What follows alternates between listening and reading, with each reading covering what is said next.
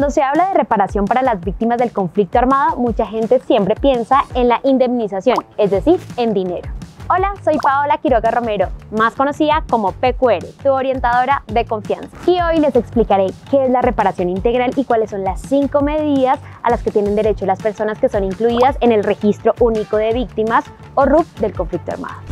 Y sí, una de ellas es la indemnización, pero no es la única. Lo primero que hay que tener en claro es que lo que busca la reparación es compensar, restablecer y transformar las condiciones de vida de las víctimas del conflicto armado. Bueno, ¿y qué quieren decir estas 3 palabras? Que si bien la muerte o desaparición de un ser querido es algo que jamás tendrá remedio, o salir amenazado de la tierra, o perder la libertad durante un secuestro, o salir herido por pisar una mina antipersonal, son hechos que causan mucho dolor y que tienen incluso consecuencias físicas y emocionales.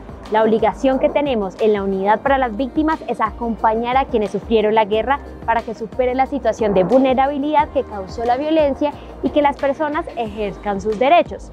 Y uno de esos derechos es la reparación integral.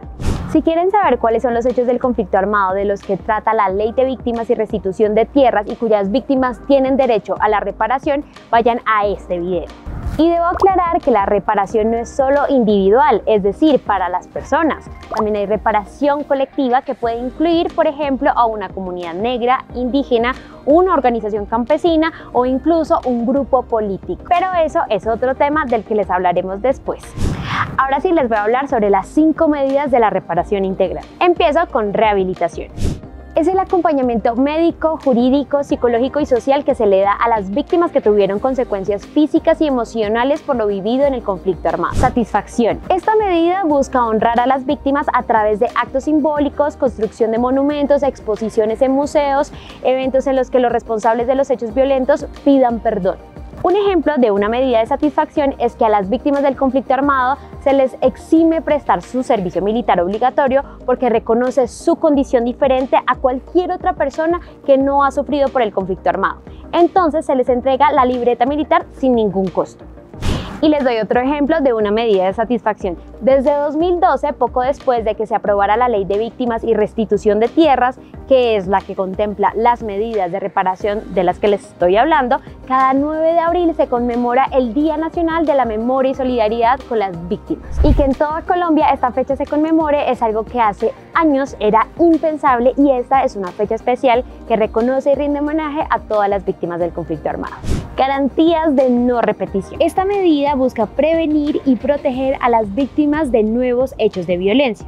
También incluye la desmovilización de los grupos armados, que se castigue a los responsables de los hechos de violencia y que se fortalezcan las tareas de desminar. Restitución.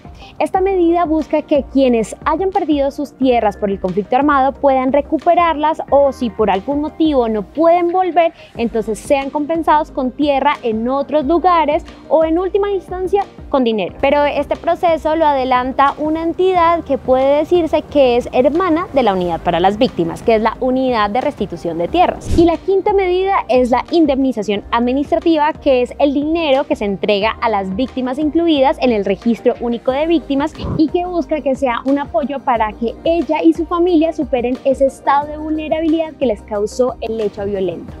En la unidad sabemos que mucha gente tiene ya su carta de inclusión en el Registro Único de Víctimas y cree que la indemnización llegará después de la carta. Sin embargo, para que suceda se debe hacer otra solicitud. De eso les hablamos en este otro video.